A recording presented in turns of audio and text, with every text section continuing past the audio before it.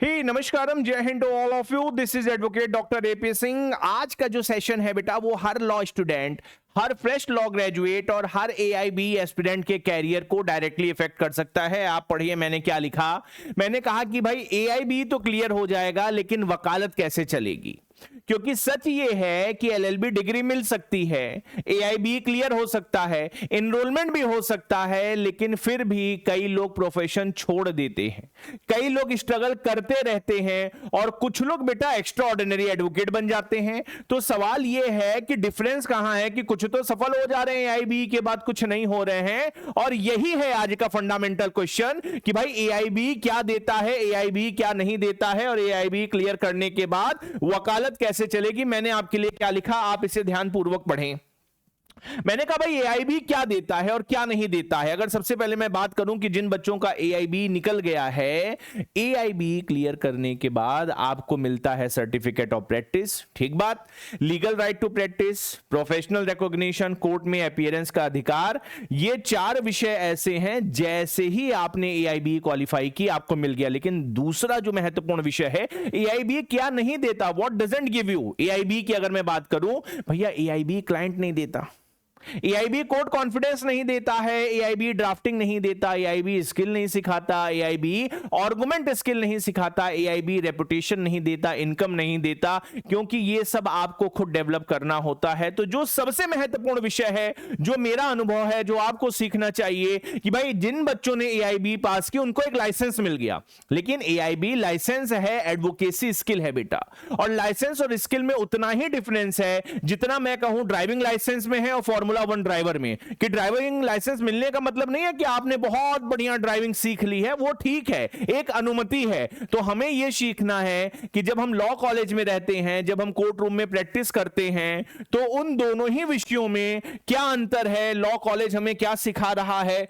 और हमें सीखने की क्या जरूरत है। मैंने बड़ी आसान स्लाइड्स में आपके मार्गदर्शन के लिए इसे तैयार किया कि भाई law college versus court room की रियलिटी भी हमें समझनी होगी कि लॉ कॉलेज हमें सिखा क्या रहा। लॉ कॉलेज हमें बताता है कि कानून क्या है, लॉ कॉलेज हमें बताता है कि भाई लीगल थ्योरी क्या है, लॉ कॉलेज हमें लीगल प्रिंसिपल बताता है, लॉ कॉलेज हमें किसी जजमेंट को पढ़ाता है और उस जजमेंट को बताता है कि भाई उस जजमेंट में क्या कहा गया। लेकिन जो कोर्ट रूम है बेटा, कोर्ट रूम हमें क्या सिखाती है और जो हमें सीखना है सक्सेसफुल एडवोकेट बनने के लिए, कोर्ट रूम हमें सिखाती है कि लॉ एक्चुअली काम कैसे करता है। कोर्ट रूम हमें सिखाती है कि जो जजेस हैं वो सोचते कैसे हैं। कोर्ट रूम हमें सिखाती है कि कोई भी केस आगे कैसे बढ़ता है, केस की स्टेजेस क्या होती है, क्लाइंट बिहेव कैसे करता है। और ये कोर्ट रूम की प्रैक्टिस है जो हमें सिखलाती है कि एक लॉयर, सफल लॉयर सर्वाइव कैसे कर सकता है अपनी शुरुआती दौर में।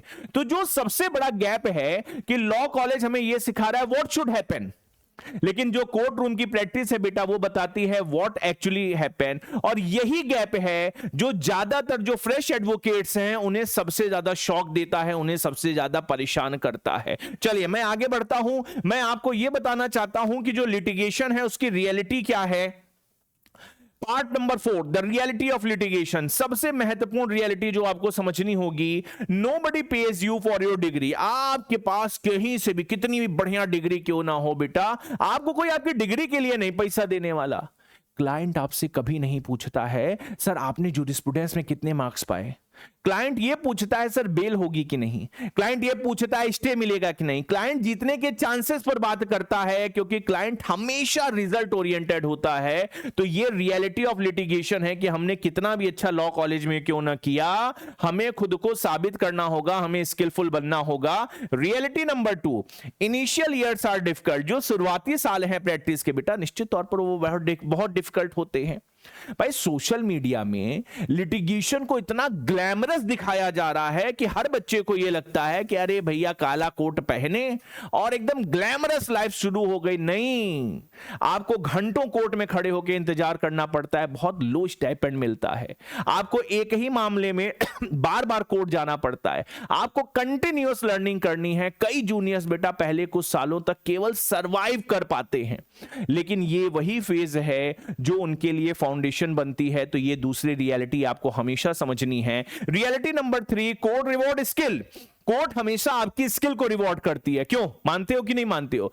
भाई मैं कहता हूं कोर्ट ऑफ लॉ में कोई मेरे जैसा गोल्ड मेडलिस्ट भी है वो फेल हो सकता है, भाई मैं अगर प्रैक्टिस कर रहा हूं तो कोर्ट ये थोड़ी ना पूछेगी कि आपने गोल्ड मेडल कब प्राप्त किया, नहीं। तो गोल्ड मेडलिस्ट भी फेल हो सकता है, एवरेज स्टूडेंट भी बेटा स्टार एडवोकेट बन सकता है, क्योंकि जो डिफरेंस है वो बेटा स्किल क्रिएट करती है। अगर आप स्किलफुल हैं तो आप डिफरेंस क्रिएट कर सकते हैं, अगर स्किलफुल नहीं है तो कितना भी बढ़िया परफॉर्मेंस क्यों ना हो, आप अपने कॉलेज की, अपने कोचिंग की, अपने गली, अपने घर, अपने खानदान, कितने बढ़िया स्टूडेंट क्यों ना हो, इससे कोई फर्क नहीं पड़ता। तो ये लिटिगेशन की रियलिटी है, इसे आपको हमेशा ध्यान में रखना है। Moving forward, why chambers matter. मैं हमेशा कहता हूं जो सीनियर होता है वही सही मायनों में शुरुआती दौर में आपका गुरु होता है, क्योंकि जो चैम्बर है बेटा वही रियल लॉ स्कूल है। सीनियर एडवोकेट का जो चैम्बर है वो एक प्रैक्टिकल लेबोरेटरी की तरह काम करता है। यहां एडवोकेट बेटा क्या सीखता है?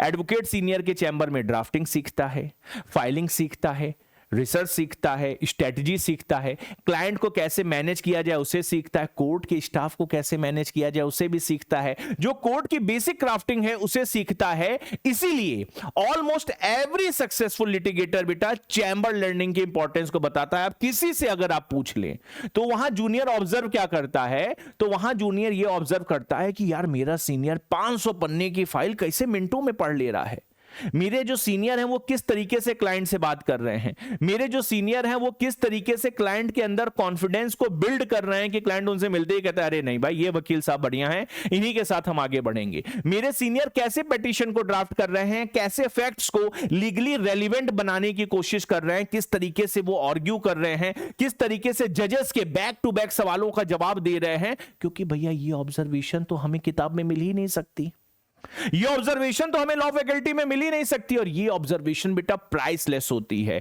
इसलिए चैम्बर जो होता है सीनियर का वो बहुत महत्वपूर्ण है शुरुआती दौर में। मैं आगे बढ़ता हूं, मैंने अपने अनुभव से, अपने एक्सपीरियंस से आपके लिए 5 स्किल निकाली, मैंने लिखा भी पार्ट नंबर 6 में 5 skill that actually build a lawyer. किसी भी लॉयर अगर वो सफल है तो उसके अंदर बेटा ये 5 स्किल जरूर होनी चाहिए। स्किल नंबर 1 क्या है? ड्राफ्टिंग। सबसे महत्वपूर्ण है बेटा ड्राफ्टिंग। क्यों महत्वपूर्ण है? कोर्ट रूम के अंदर जो पहला इंप्रेशन है आपका नहीं, आपकी पर्सनालिटी का नहीं, आपके ड्राफ्ट का होता है। जज आपको सुनने से पहले आपकी पिटीशन पढ़ता है, अगर पुअर ड्राफ्टिंग है तो स्ट्रॉन्ग से स्ट्रॉन्ग केस को बेटा चौपट कर देगी, और अगर बढ़िया ड्राफ्टिंग है तो आप समझिए भले केस आपका वीक है लेकिन वो प्रेजेंटेबल हो सकता है, उस पर लड़ाई की जा सकती है मेरिट पर। तो जो ड्राफ्टिंग है वो सबसे ज्यादा महत्वपूर्ण है। स्किल नंबर 2, स्किल नंबर 2 है बेटा फाइल रीडिंग, की किसी भी फाइल को कैसे पढ़ा जाए। ठीक है, बड़ा महत्वपूर्ण है, क्योंकि जो जूनियर एडवोकेट हैं उनका ग्रोथ लेवल डायरेक्टली लिंक्ड होता है फाइल की एनालिसिस से। सवाल, रेलिवेंट फैक्ट कौन सा है, इररेलेवेंट फैक्ट कौन सा है, लीगल इश्यूज क्या हैं, क्योंकि जितनी फास्ट आप फाइल रीडिंग करेंगे उतनी ही फास्ट ग्रोथ होगी। एक फाइल को पढ़ने में आपने 6 घंटे लगा दिए, आप क्या दूसरे केस पर काम करेंगे। तो ये जो दूसरी स्किल है फाइल रीडिंग की, it is very very important. तीसरी स्किल है बेटा रिसर्च। किसी भी सफल एडवोकेट के बनने में रिसर्च का बहुत बड़ा योगदान होता है। रिसर्च का मतलब क्या है? रिसर्च का मतलब है जजमेंट कलेक्ट करना नहीं। लोगों को लगता है खूब सारी जजमेंट कलेक्ट कर लेंगे और हम बढ़िया रिसर्च कर लेंगे। अरे नहीं, रिसर्च का मतलब होता है करेक्ट जजमेंट को आइडेंटिफाई करना, उसके रेशियो को समझना, अपोनेंट का जो आर्गुमेंट है उसे एंटीसिपेट करना, उसे प्रिडिक्ट करना कि भाई मैं जब ये बोलूंगा तो मेरा अपोनेंट क्या बोलेगा। ठीक है, तो ये बड़ा महत्वपूर्ण है और यही सही मायने में रिसर्च है। चौथी स्किल है कम्युनिकेशन। ठीक है, कि बहुत सारे बच्चे कहते हैं कि सर हमारी कम्युनिकेशन वीक है। भैया कम्युनिकेशन एडवोकेसी तो सफलता का कारक है, कि आपको यह समझना होगा कि जज को आपको कन्विंस करना है, क्लाइंट को आपको एक्सप्लेन करना है, अपोनेंट को आपको आंसर देना है। तो नॉलेज बिना कम्युनिकेशन अधूरा है। तो नॉलेज भी जरूरी है, कम्युनिकेशन भी जरूरी है। हम सिखाएंगे कि कैसे बढ़िया कम्युनिकेशन हो सकता है। और जो 5वें सबसे महत्वपूर्ण स्किल है वो है प्रोफेशनल एथिक्स, जो आजकल देखने को नहीं मिलती। देखो भैया, लॉ का जो प्रोफेशन है वो केवल और केवल ट्रस्ट पे चलता है। क्लाइंट लीगल नॉलेज से पहले एडवोकेट की इंटेग्रिटी देखता है।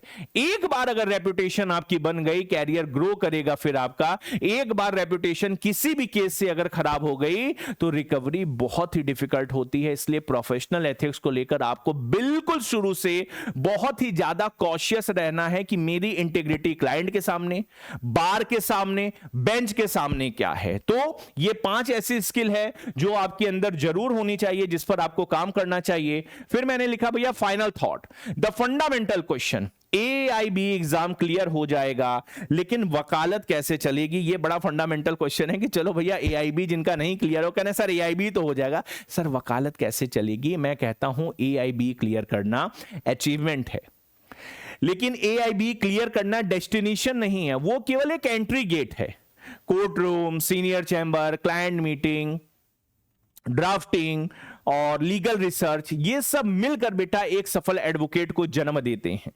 डिग्री आपको प्रोफेशन में एंट्री देती है, स्किल आपको प्रोफेशन में वो आइडेंटिटी देती है जिससे आता है पैसा, जिससे आती है सफलता, और जो आपका कैरेक्टर है वो आपको आपके प्रोफेशन में रिस्पेक्ट दिलाता है। इसलिए अपना गोल सिर्फ AIB क्लियर करना मत रखना। अगर आप अपना गोल सेट कर रहे हैं बेटा, तो एक लार्जर कैनवास पर आपका जो उद्देश्य है, आपका जो गोल है, वो ये होना चाहिए कि मैं सिर्फ इनरोल्ड एडवोकेट नहीं बनूंगा, मैं एक कॉम्पिटेंट एडवोकेट बनूंगा। और याद रखना, दिल से बता रहा हूं, AIB से लाइसेंस मिलता है, चैम्बर जो होता है उससे लर्निंग मिलती है, जो कोर्ट रूम है उससे मैच्योरिटी मिलती है, और लगातार मेहनत से ही बेटा वकालत में सफलता मिलती है। ये मैं कैसे बोल पा रहा भैया, मेरे पास अनुभव है, मेरा जो पिछले कई वर्षों का अनुभव है, उस अनुभव से आपको बता रहा हूं। और यकीन मानिए बेटा, जब मैं इस सिविल लिटिगेशन लीगल ड्राफ्टिंग की बात करता हूं, जहां 200 से घंटे की ज्यादा क्लास चल रही है, तो ये हमारे अनुभव से तैयार किया गया है कि हम सिविल लिटिगेशन में, लीगल ड्राफ्टिंग में क्या करेंगे। अगर क्रिमिनल लिटिगेशन लीगल ड्राफ्टिंग में हम कह रहे हैं हम 200 घंटे पढ़ाएंगे, बाइलिंगुअल पढ़ाएंगे, हफ्ते में वीकेंड क्लास लेंगे, तो आप समझिए इन पूरे स्ट्रक्चर में हमने बहुत ही मेहनत की है कि हम कैसे एक सफल अधिवक्ता को जन्म दे सकते हैं, स्किलफुल बना सकते हैं। और ये हमारा लीगल ड्राफ्टिंग का सर्टिफिकेशन प्रोग्राम है, 80 घंटे से ज्यादा क्लास बाइलिंगुअल होगी बेटा। ये सारी क्लासेस 20 जून से शुरू हो रही है। तो मुझे लगता है इन बैचेस से आपको जरूर जुड़ना चाहिए, आपको जरूर स्किलफुल होना चाहिए, क्योंकि याद रखना बेटा, सफल एडवोकेट वही है जो स्किलफुल है। नॉलेज अलग बात है, डिग्री अलग बात है, AIB अलग बात है। जो सबसे महत्वपूर्ण है कि आपके पास स्किल होनी चाहिए, कम्युनिकेशन होनी चाहिए, ड्राफ्टिंग रिसर्च होनी चाहिए, और जो हम आपको सिखाएंगे पक्के तौर पर सिखाएंगे। तो चलिए, thank you so much everyone. फिर मिलेंगे लीगल स्किल के इन बैचेस में, लीगल स्किल के इन वीडियोस में, और हमेशा उद्देश्य यही है कि आपको आगे लेकर बढ़ें। नमस्कारम।